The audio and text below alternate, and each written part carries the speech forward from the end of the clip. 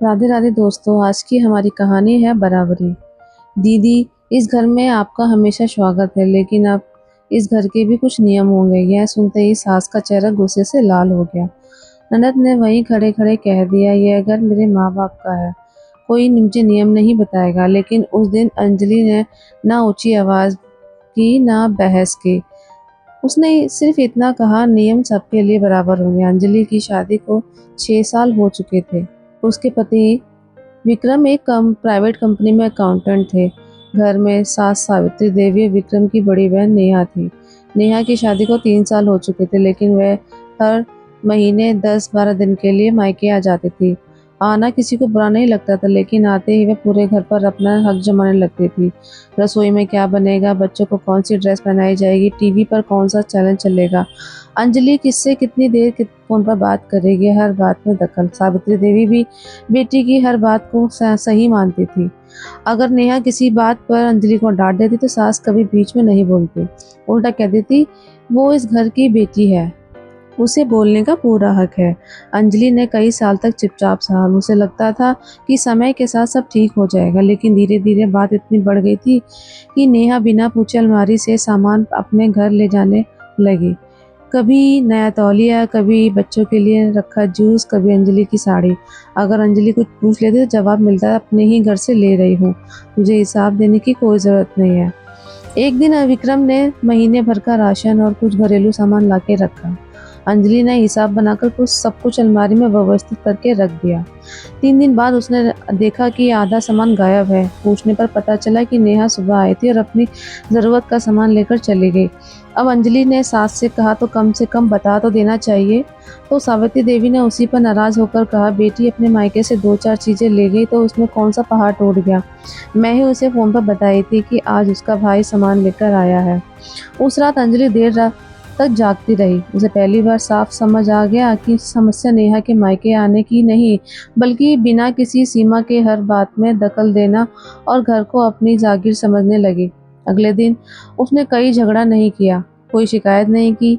उसने सिर्फ मन ही मन फैसला कर लिया कि अब वह किसी को मायके आने से नहीं रोकेगी, लेकिन इस घर के लिए एक ऐसा नियम बनाएगी जिसे मानना सबके लिए ज़रूरी होगा, चाहे वह बहू हो, बेटा हो या बेटी। अगली सुबह अंजलि रोज की तरह सबसे पहले उठी, नाश्ता बनाया, बच्चों को स्कूल भेजा, फिर ड्राइंग रूम में मेज पर रखी एक साफ कॉपी रख दी। पहले पन्ने पर बड़े अक्षर में लिखा था, घर का सामान और खर्च रजिस्टर्ड। जो भी घर से कोई सामान लेगा या पैसा निकालेगा, बस अपना नाम, तारीख और सामान लिखे दो। इससे किसी पर कोई शक नहीं होगा और महीने का हिसाब भी साफ रहेगा। जब विक्रम ने ये कॉपी देखी तो बोले, इसमें गलत क्या है, इससे तो सबको आसानी होगी, मुझे भी खर्च निकाल मिलाने में कोई दिक्कत नहीं होगी। अंजलि ने मुस्कुराकर कहा, मैंने किसी को रोकने के लिए नहीं बनाया, सिर्फ घर का हिसाब साफ रखने के लिए बनाया है। अगले महीने दोपहर में नेहा हमेशा की तरह मायके पहुंची। आते ही सीधे रसोई में गई और अलमारी खोलकर घी, बादाम और बच्चों का जूस निकालने लगी। तभी उसकी नज़र मेज पर रखी कॉपी पर पड़ी। उसने पढ़ा और चेहरा तुरंत बदल गया। तेज आवाज में बोली, अब मुझे भी लिखकर सामान लेना पड़ेगा क्या? मैं इस घर की बेटी हूँ, कोई बाहर वाली नहीं। अंजलि ने बिल्कुल शांत स्वर में कहा, दीदी, यह नियम आपके सिर्फ आपके लिए नहीं है, सभी के लिए है। कल विक्रम जी ने भी दूध के पैसे इसमें से लिखे, माँ जी मंदिर के लिए जो पैसे निकालती वो भी लिखेंगी। मैं भी अगर कुछ अपने मायके भेजूंगी तो लिखूंगी, इसीलिए किसी के लिए नहीं, सबके लिए है। इतने में सावित्री देवी आ गई। उन्होंने कॉपी उठाकर गुस्से में कहा, बहू, तेरी हिम्मत कैसे हुई मेरी बेटी पर नियम लगाने की? अंजलि ने पहली बार बिना घबराए उनकी आंखों में देखकर कहा, माँ जी, मैंने किसी पर नियम नहीं लगाया, मैंने घर का नियम लगाया है। घर नियम से चलता है और प्यार और रिश्ते प्यार से। दोनों साथ रहें तभी परिवार बना रहता है।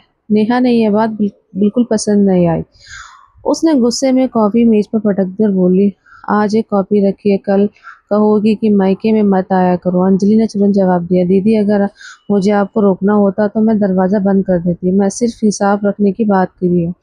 मायका आपका है और हमेशा रहेगा, लेकिन घर का सामान बिना बताए ले जाना किसी का अधिकार नहीं होता। इतने में विक्रम ऑफिस से कुछ ज़रूरी कागजात लेने आ गए। ऊंची आवाज़ों में सुनकर अंदर गए। सामने फटी हुई कॉपी पड़ी थी।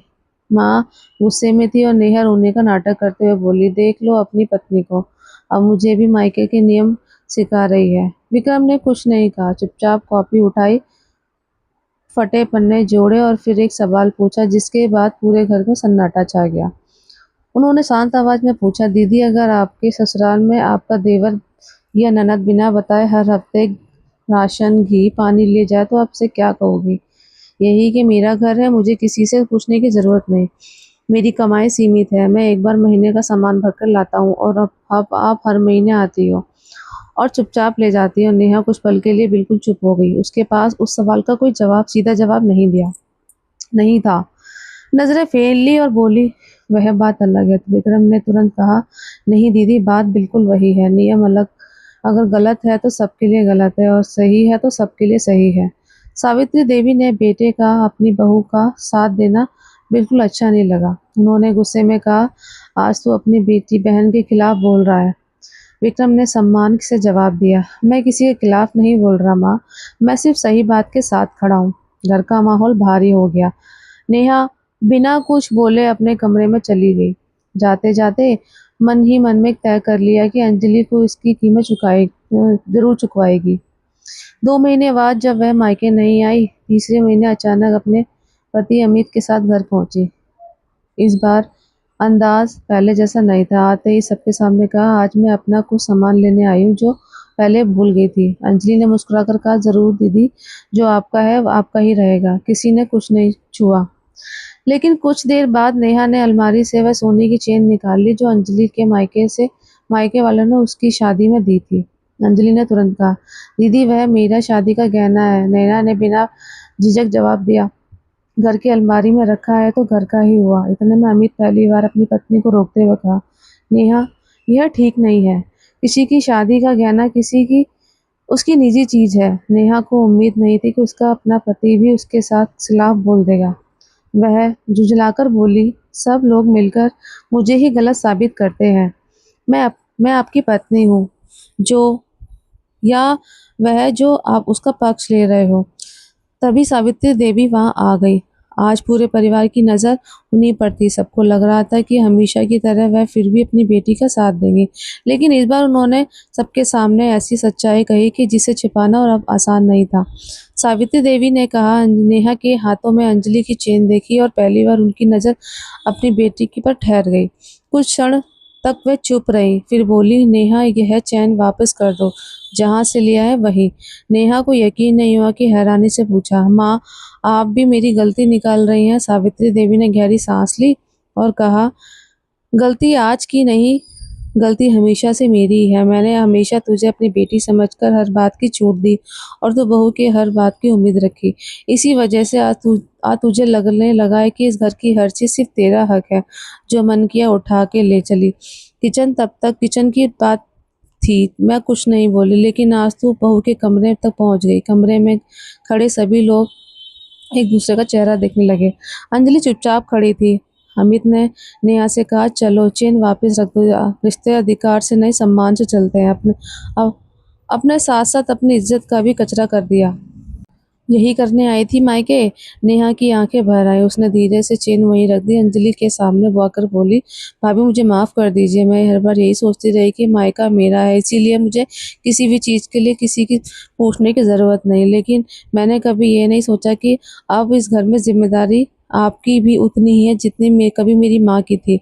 अंजलि ने बिना देर किए उसका हाथ पकड़ लिया और कहा, दीदी, मैंने आपको कभी इस घर से आने से नहीं रोका। मैं सिर्फ इतना चाहती थी कि इस घर में एक जैसा सम्मान और एक जैसे नियम सभी के लिए हों। विक्रम ने मुस्कुराते हुए वही कॉपी फिर से मेज पर रख दी और कहा, आज से यह हिसाब कॉपी की नहीं, भरोसे की कॉपी होगी। इसमें कोई मजबूरी में नहीं, अपनी जिम्मेदारी समझकर लिखेगा। सावित्री देवी ने सबके सामने पहली बार अंजलि के सिर पर हाथ रखा और बोला, आज से इस घर का फैसला मैं अकेले नहीं करूंगी। इस घर में बहू की राय भी उतनी ज़रूरी होगी जितनी मेरी। उस दिन के बाद मेरा नेहा पहले की तरह मायके आती रही, लेकिन बिना बताए कोई सामान नहीं लेके गई। अगर किसी चीज़ की ज़रूरत होती तो वह खुद अंजलि से पूछती, क्योंकि नेहा को सबक मिल चुका था कि बिना पूछे किसी का सामान नहीं छूना चाहिए। धीरे धीरे घर का माहौल बदल गया।